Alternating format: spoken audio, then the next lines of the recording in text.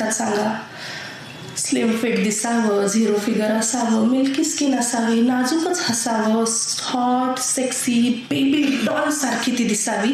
या ब्युटी स्टँडर्डमध्ये जर महिला बसली म्हणजे तिचं ऑब्जेक्टिफिकेशन झालं.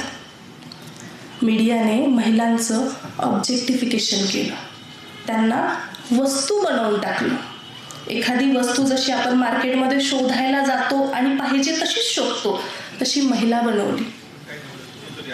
तुम्हाला आकडा जर सांगितला तर नवल वाटेल. 74% जाहिरातींमध्ये महिला या केवळ देखणी वस्तू म्हणून वापरल्या जातात. म्हणजे मला सांगा, माचो अंडरवेअरच्या ॲडमध्ये जॅकलिन फर्नांडिसचं काय काम आहे बरं? MRF टायरच्या ॲडमध्ये महिला गाडी नाही चालवत आहे, पण टायर लोटत न्यायचं तिचं काय काम आहे बरं? सगळं